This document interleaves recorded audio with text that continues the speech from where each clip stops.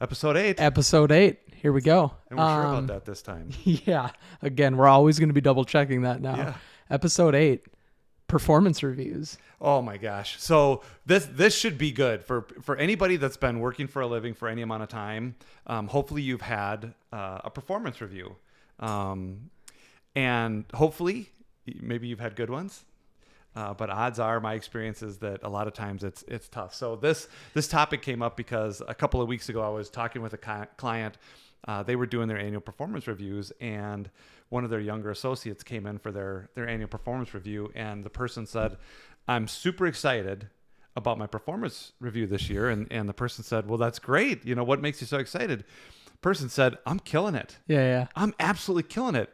Well, the manager, the person I was dealing with, that was not a good feedback from the subordinate, because this manager was about to give them a completely expected Just job like performance. You did your job. Yeah. You relate? Yeah. Oh my gosh. Okay. So, well, not necessarily in the sense of like, I thought I was just killing it, and then there he was like, "No, you're doing your job." But I've definitely, this is a pretty like solid topic for me, because I've definitely had some performance reviews in my time as well.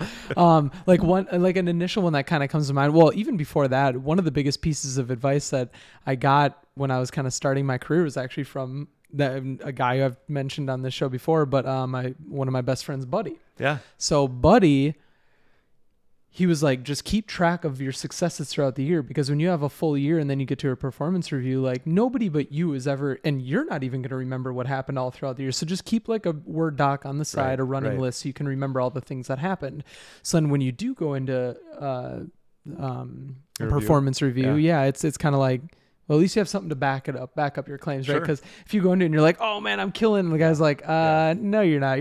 You're doing your job, which is great, but you're not like killing it." Yeah. It's like, well, I am right here. Don't you remember 1, 2, 3, 4, 5? You know. And so I did that, and I think when I started doing that, I got a lot of respect from my first couple managers. Like, "Oh my gosh, this is great." You know, having to lead 100 people or whatever it was at the time. It's tough to remember what everybody does. So Thank you for doing this. Right. Like, I wish more people did that. So that was really great. And then I just started doing that every year since. Yeah. And it's just something I've kept track of, both successes and failures, to be honest with myself. And you share your failures with your boss? Everything. Really? Yeah, just because it's kind of one of those things like, this really did a good job. This, I see growth and improvement here because, we weren't able to capture this. I think next time I want to try this. Yeah. So for me, it's more of like recognizing how I can do better next time. And I'm an analytics type of guy. So, well, on this podcast, what we want to talk about is there's some horror stories, no doubt about it. Probably share a couple of those. There are some key ingredients for people that, if you're the manager, well, actually a lot of us get reviewed no matter what. I mean, very few of us don't get a review. And I think even the people at the top of the food chain, if they're a good leader, they figure out a way to get reviewed by their board, by ownership, by their subordinates or their employee. They figure out how to do that. And so in this podcast, we want to talk about how to avoid some of the pitfalls. And one of the keys to that is just setting up clear expectations right from the get-go. At the beginning of the job that you're starting, at the beginning of the calendar year, whatever. Well, and the other thing I was going to say is whether you're for performance reviews or not, and if you're not, is it because you just don't believe in them, period, or is it because you like to kind of do like mini ones throughout the year to let your team know how you're doing? Because I think sometimes companies or leaders will fall into this role of, okay, I'm not going to, we're just going to work our ass off all year, and then at the end of the year, we'll tell everybody how they did. Yeah, based on how much money we have in the bank. Yeah, right? So for the longest time, I was very, very pro performance reviews, and I still am, but there is a way to do them better. Oh my gosh. Than the typical traditional. And I think that's one thing I want to touch base in this podcast too, because it might be one of those things that people are just kind of doing what they've always done. Right. Just the annual performance review, and that's it. Yeah. And you can make a huge difference doing it a little bit different. At the heart of the matter, an annual performance review is feedback. Yeah. And there are some things that I think most people know, and that it should go without saying, but we're going to say it anyway. One of them is that there should not be any surprises. Yes. If you're doing an annual job performance or a performance review, the person being reviewed should not be surprised with what they're getting. With There the should, outcome. Yeah. there should be a constant check-in, quarterly, monthly, Exactly. 3 times a year, I think is appropriate for a lot of people.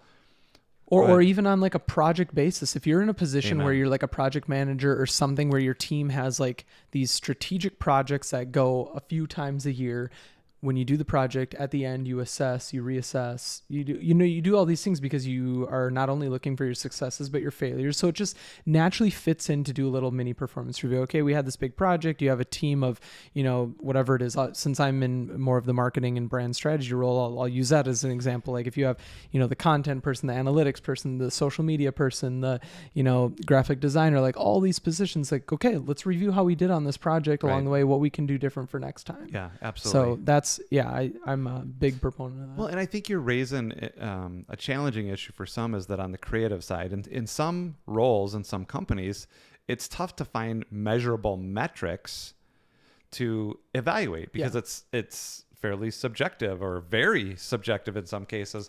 But how people go about doing their job, like even on the creative side, how are you communicating? How are you dealing with the stress? The pressure. Yeah. Communicating with your team, customer, boss, vendors, supply. I mean, all of those people that are involved, even on the creative side, that communication piece is not subjective. And we've said on here, there's always going to be miscommunication. Yep, there is. Yeah. But we can minimize that if we communicate better, if we're more thoughtful about that, if we prepare to communicate, if we communicate more frequently. You look at mission critical, like an emergency room or I don't know, pilots and people that are in those very, very critical things. They're constantly doing a status update or communicating. So the frequency of communication can definitely help. And I can already see the graphic ting soft skills. Yeah. Oh, absolutely. Communication. Right. Yeah, Well, I mean, it's just... And we're not trying to doctor these podcasts up to get back to the course. That's just the way of life. Exactly. That it comes back to communicating. And at the heart of annual performance reviews or giving feedback, it's communication. Yeah. And at the beginning of a performance review or a relationship, I think in our collective opinion, is set clear expectations. Correct. What is expected? That's kind of the hardcore measurables. And then there's this subjective piece, which is how you want this to be done. Now, sometimes the how can be very clear. And objective, you were going to say. Yeah, no, and managing them along the way, right? How we were talking about, because who knows how long a project is, or if you're doing it quarterly or whatever, it's like, okay, we're going to set out to this destination with this in mind. This is what we want to do. This is what we expect to be done. Yeah. And then along the way, it's like, okay, do we need to pivot? Do we need to change? Are we communicating great as a team? Do our customers feel taken care of? Yes. However it is. So the creating and managing expectations is huge. Well, and I think you're bringing up another key source of feedback for an annual performance review, and that is customers. There are different ways to gather information on somebody's performance. You can get it just from the hardcore metrics. Either you did or you didn't hit the objective. You can get it from peers. You can just use yourself as a source. Yeah. You can use customers. In some cases, people are working with outside, partners or things like that. But to do the work, to get the opinions and the facts and the data from people about an individual, I think is a key way to make these things productive. And then this is transitioning a little bit, but we're talking about all this great communication that's really at the core of performance reviews. I actually interviewed one time with a business for a head of marketing role, and we had kind of talked about, because it was important to me to have those performance reviews along the way, and whatever. And I said, when you're in a interview and they always ask, do you have any questions? Do you have any questions for us? Whatever it may be. I was kind of like, what is the communication like here? How do you do your annual reviews, or how do you check in with your team? All that kind of stuff. And I was like really taken aback. They were like, oh yeah, no, we don't do annual reviews. No, we don't believe in those. With like zero expectation. It was, or zero, they weren't apologetic about it. They were just very bold. Yeah, no reason, no explanation, nothing. They're just like, oh yeah, we don't do those around here. No. So what did you think about them at that point? Well, we had just gone through a pretty dynamic review that I was feeling pretty good. Actually, you know what? I think I gave an example.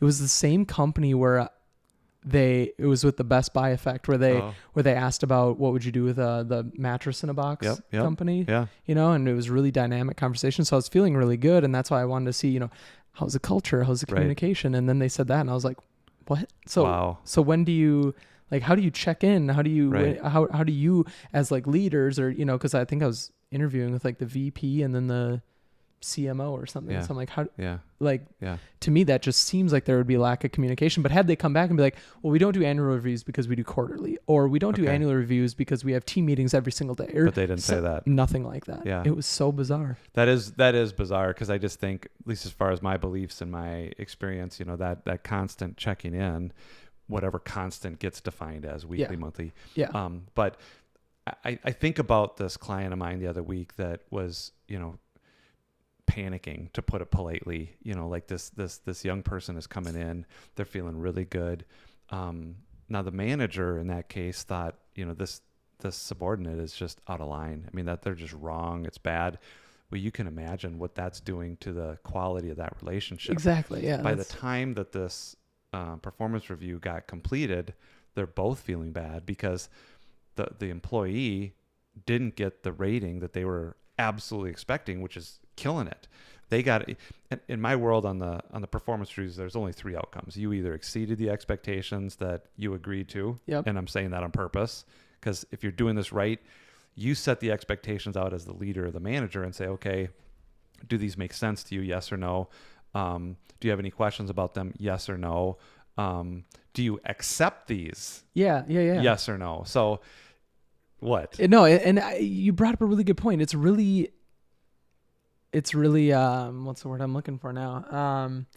It's important to like lay those out and say, do you agree? It's very is mutual. This the mutual aspect of it? Because I think that's the other thing, and I don't want to deviate too much because I want you to finish your thought, but just instead of just saying, here's the expectations, go do it. Exactly. Well, and I think you and I know people, one especially where there are some people out there still in business.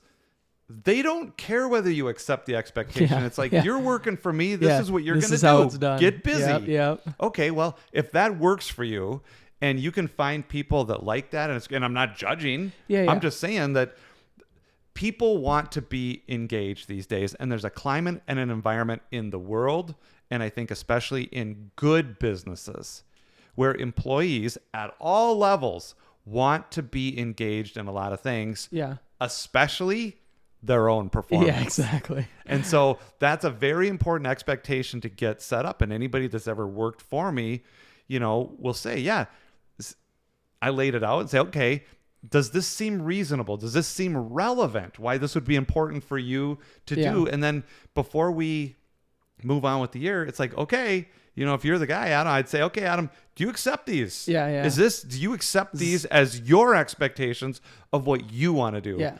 And if we've been effective as a partnership, then you're like, hell yeah, I can do this. Yeah, I'm excited about this. And this is what I'm going to need from you, Steve. And this is what I'm going to need.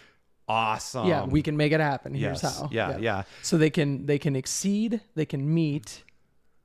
Or fail. Yep. And that's the hardcore reality. And, over the years, I've been part of an overhaul of the performance management structure in some companies. And, oh, my God, is it painful. I mean, it's just very, very painful. And in all of them, they at least seriously considered moving to those 3 ratings: exceed, expected, and we didn't call it fails, but failed to meet or something like that. Underperform. Right. And the challenging part about that structure is that all of those, like if you have 4 levels, most everybody's going to get the 3rd highest level. Yeah. Right? They're above average. It's the Garrison Keillor, where whatever, everybody's good looking and slightly above average or whatever his line is. Yeah. If there's 4, that's an easy out because everybody feels like, well, I got 3 out of 4. I'm in the upper quartile or whatever they want to say. Yeah. If you move to the 3, all of those people that are used to getting the 3rd rating out of 4 and they get the middle rating out of 3, their raise could be the same. Their compensation could be unchanged. Yeah. But because they got that expected, they feel bad. Yeah. They feel let down. And on top of that, their managers don't feel good about giving them an expected rating.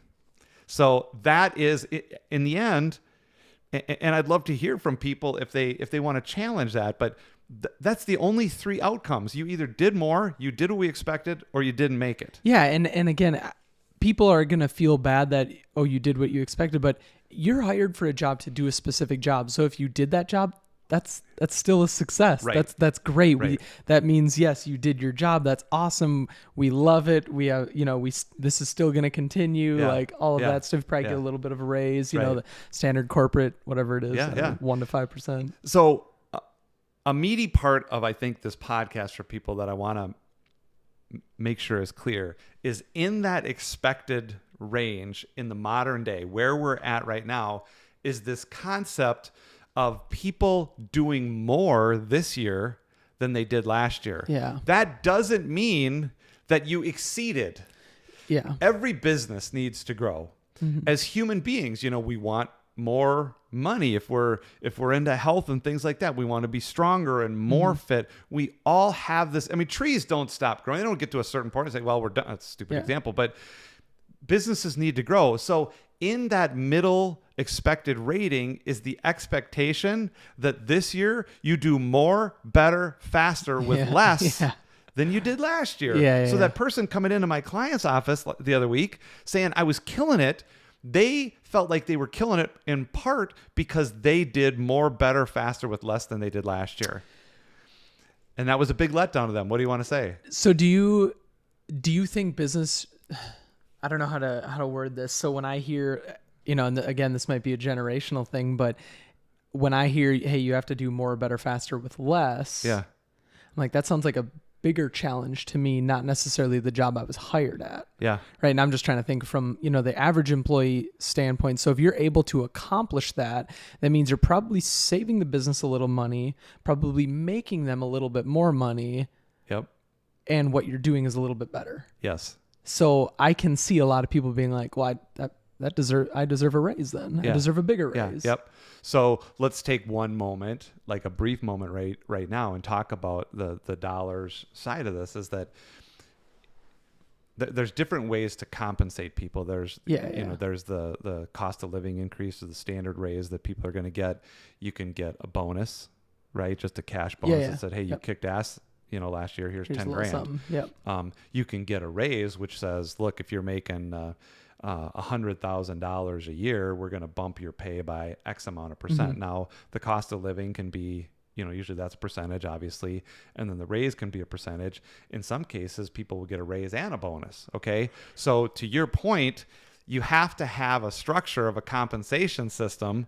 Am I boring you? No, I know. Oh, have that built in so that when people raise that issue which you're raising, which is a great relevant issue, you have to say, your base pay is going up because the company's doing better. So there's a component of this because you're more efficient this year than last year, your base pay is going to go up, standard raise. But if you want more than a standard raise, then you have to do more than just the standard, more, better, faster with less. Yeah. My wife is actually battling that right now with her employer. The whole, the whole raise and performance review thing. Yeah. So it's like, if you, say, because any position, there's going to be kind of an industry standard of what you should make, right? Yeah. If you Google, average marketing manager salary, right? You'll be able to find the range for where you live, the size of business you're in, whatever. There's a standard range. Yeah. If you're at like the very top of that, you can't keep demanding money at that same place. But as an employer, just like you said, you can do other things to make it worth their while, right? Yes. The bonuses, maybe it's a 4-day work week, 4-10s or something, or, because at the end of the day, you base off of results, not what you start. Yeah. Or, the things you get done and accomplished with the more, better, faster with less. Yeah. Not things you attempt or, things you embark on, because you could embark on 10,000 projects and if none of them are successful, well, you're probably not quite doing your job then. So if you're able to do your job more, better, faster with less at 4 days a week at 10-hour days or something, and that's meaningful to you, right? If that's what you want, if that's what's going to increase your, happiness and quality standard of life quality and life of balance. life. Yep, exactly. You bet. I Then think you're cool. raising a really good issue as it relates to performance evaluations, and that is, what is the currency, quote unquote, Yeah. that is valuable Exactly. to the individual? For some people, they're going to say, give me the money, Yeah, show yeah, me the money. for sure, Some for sure. people are going to say, show me the time. Yep. Some people are going to say, give me more influence. Or more education, more flexibility, things like that. Yeah. So that's another expectation that should get absolutely identified at the beginning of whatever that rating period is going to is going to be. Another thought on the more, better, faster with less before I forget about it. Establishing that immediately with a new employee, or if you're going to, add this to your performance process, is to ask the person. This is, again, my opinion, and it's also my advice, is to say, okay, hey, Ad, like if you're working for me, hey, Adam, under this more, better, faster with less thing, does that make sense to you? You say, yeah, it absolutely makes sense. And, you would say, I feel good that I'm going to get compensated for my more, better, faster just in my base pay. Yeah. And then we agree on the bonus stuff or the raises and things like that. All of that stuff's been established. Then I'm going to say to you, if it's me, I'm going to say, okay, let me ask you this, because I want this to feel good in the process of us achieving what we all want to achieve. Yep. When you have these moments of doing more, better, faster with less, which is what I expect, how should I acknowledge that? Yeah. I mean, should I get the drama? Hey, you're more, better, fastering today. Yeah, exactly. You did excellent. That's a huge point. Yeah, That's and in some case, you're going to be like, give me a break, Steve. I do more, better, faster with less for me because I'm an achiever. Yeah. And some of our people are going to be high performers and it'll be like, don't bang the drum when I'm just doing what I want to do, right? Other people are going to say, yeah, I'd love to know that. I'd like a little acknowledgement, whether it's just between us or amongst the team or whatever. Right. Absolutely, 100%. Right. I know a lot of people that have gotten little shows of, what's the word I'm looking for? Like recognition. Recognition, yeah. And it just like, because in their mind they're like, man, I'm just killing it, and this guy isn't really doing anything, and it might be like the middle of the year, right, far away from your performance review, and then your manager comes to you or you get a little award or whatever it is, and that means a lot to a lot of people. So I think it's a really good aspect about that. I wasn't even thinking that. Well, and I appreciate acknowledging that extremely. You bring a lot to the table, Steve. We won't get into this in depth right now, but the point that you just made about formal versus informal recognition. Yeah. I think as a leader, as a manager, supervisor, and we've talked about this in these previous podcasts about making sure that we truly understand each other. It takes time. I mean, we both have to communicate. We have to clarify. We have to confirm what we understand, blah, blah, blah. But in all of the offices that I've been in, the cubes and the offices, I mean, over the years, the stuff that I see hanging up or sitting on desks more often than anything is the informal. Yeah. It's a sticky note. Yeah. It's a gag Pinned gift. up on it, It's not the plaque. It's not the porcelain butterfly. It's not the pay stub from the bonus. Exactly. Right. It's a picture of them, out doing something and that's where I think you can build more of those moments. Knowing if the employee feels understood at the beginning of the rating period, they're going to be more committed, more productive. There's going to be more trust, all those good dynamics that we talk about quite a bit.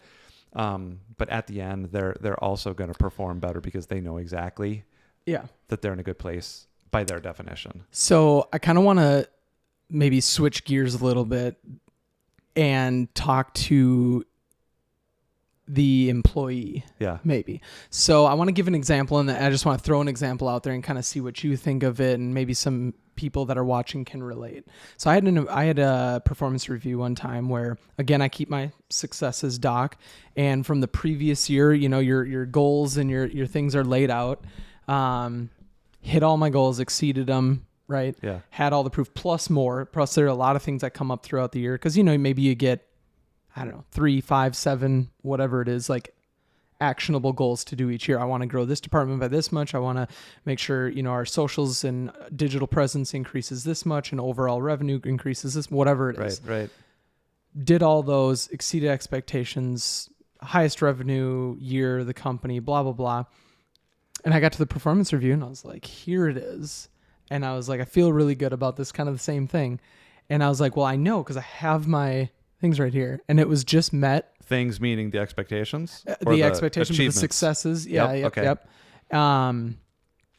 And I want to know, again, chime in if you guys have had this happen to you too, but in the manager or leader, and again, we've talked about leadership in a podcast too, toxic leadership, things like that, just wants to deny it and say, no, it doesn't really matter. You're getting your 3% raise this year. No bonus, no extra, no anything like that. And this was at a business that I worked for where there was no quarterly updates, no, reviews along the way. It was just so I for better for worse put a lot of emphasis and maybe even pressure, I say, on that annual performance review, because I almost felt like I was kind of waiting for that each year, because okay, this is my chance to earn more money and negotiate for myself and get what I think is rightfully mine and all that kind of stuff, and I've been killing it and I love doing these things and I know it can get better and yada yada yada.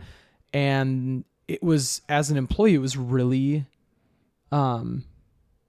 tough to hear that. It's absolutely demoralizing. Yeah. And it, because I thought I was on one page, just like the example you gave. I had my successes. I beat all of the things that they put in front of me. And I was just met with, nope. So a complete denial, right? Because it's one thing where if the employee thinks, oh, I'm doing great, I'm exceeding. And the other guy's like, well, no, you're meeting them. And there's that situation. But when you have the proof and they still just kind of want to deny it, and it's like, nope, this is what we're getting. Everybody's kind of getting that. Yeah. Well, and you know what my opinion is on that. I think that's a complete lack of integrity. It's not good leadership. It's unprofessional, unethical, so on and so forth. It's a bad position to be in. Now, listening to these podcasts, to be perfectly honest and kind of playful, is going to create more responsibility on the part of the people watching this, because in a case like that, if somebody comes to me like you are right now, don't never ever put yourself into a situation to be on the receiving end of that ever again, which means that if that's the way that your employer is dealing with you, then in my opinion, strong opinion, it is your obligation or responsibility to yourself to go to them however it's possible. Email face-to-face, ideally, to sit down and say, hey, boss, manager, whatever, can we sit down? We're 12 weeks into the year. It's first quarter. Can I talk about a couple things? They go, yeah. Okay, well, here's the stuff that I think that I did well, and I think that it's building up to, if I continue this for 3 more quarters, I'm looking at this kind of rating. Are we on the same page? Yeah. The boss says, yes. Then, and some people are going to think, Steve, you got to be kidding me. But if you're in a circumstance like you just described, this is how you got to play it. Yeah, you got to have the proof. After that conversation, you have to follow that up and say, I'm following up in writing. Yes. This is what we talked about. Yes. I said it's going to lead to this performance over 3 quarters. 3 quarters still has to play out. Yep. But if it does, you agreed and concurred, it will lead to this compensation, this rating, so on and so forth.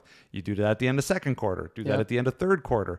And then at the end, at that point, you got a real decision to make. If they still want to deny, then so let me hit you with another example. Maybe this has happened to you before.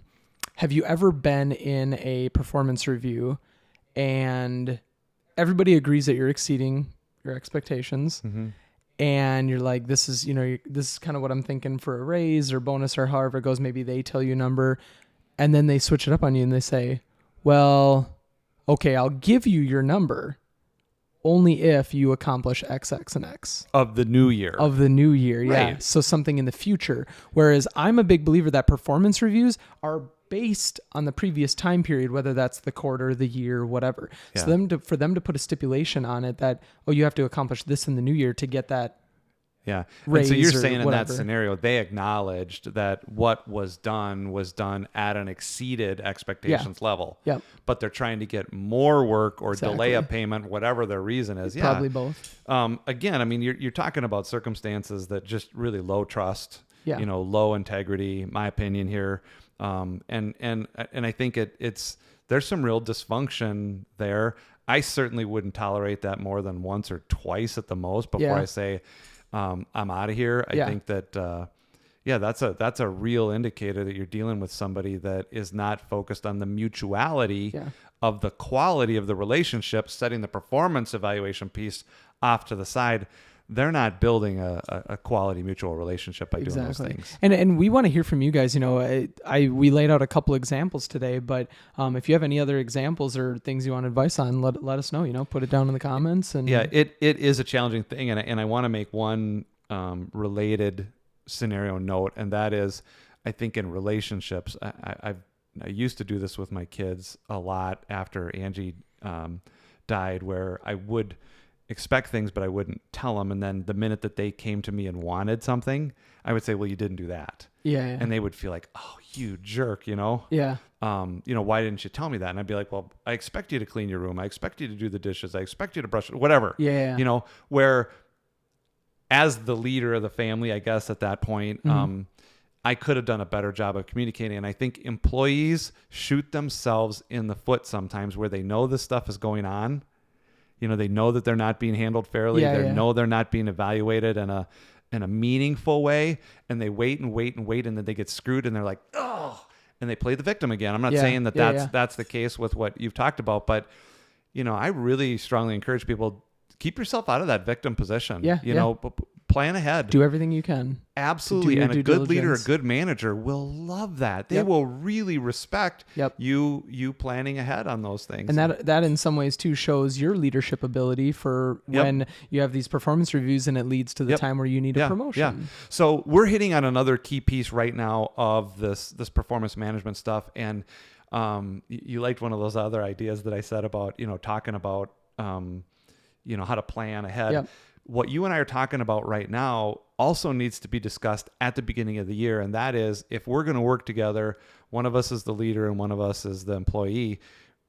I like to talk to people, especially early in a relationship, to say, okay, again, if it's you and me, okay, Adam, how are we going to deal with each other when we have conflict? Yeah. When we disagree about something, give me are you a yeller? Are you a screamer? Do you pout? Are you aggressive? Are you going to be passive aggressive? Are you going to tell everybody else and then tell me? Are you going to go home and kick the dog? Yeah. Give me a sense of how you handle, because we're not in it yet. Yeah. Right? And so if I'm trying to establish trust, and I would want to know that. I also want to share, okay, here's how I typically handle conflict.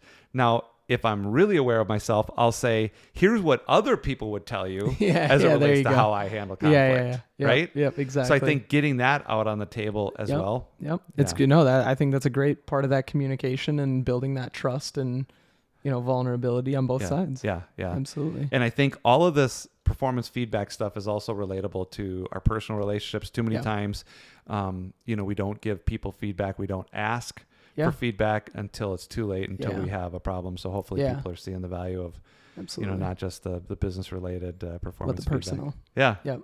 Absolutely. Yeah. I think that's all I got. What about you? I will close up this podcast by saying that the individual that came to me, they've got 5 direct reports. 2 of them are in appeal.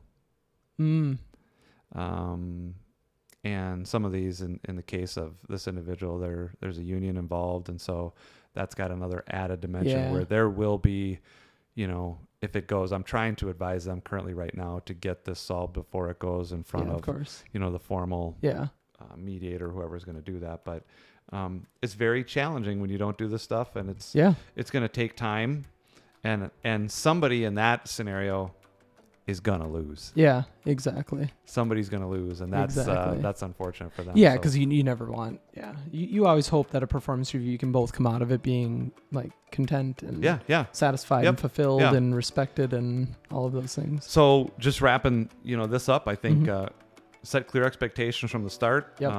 If you are in alignment with what I think has been said here today, there's only 3 outcomes. You either exceed the expectations, you meet them, or you fail to meet them, and be clear about that. So set clear expectations, know what those outcomes are. Make sure that people accept Yes. the assignment that they're getting, that they really accept that, not just that they're truly committed, they're not just complying. Yeah. And then nobody should ever be surprised. Exactly. At the end, do those weekly updates, I was those just monthly gonna say, updates. keep the communication lines open. Yeah. Yep. And then make sure that your financial structure matches that narrative or whatever the feedback is from people. So exactly. No, well said. Yeah. Well said. Well, thank you, Steve. Another you. awesome one. Episode 8. Yeah. Episode In the 8. books. Yeah. All right. We'll see you guys.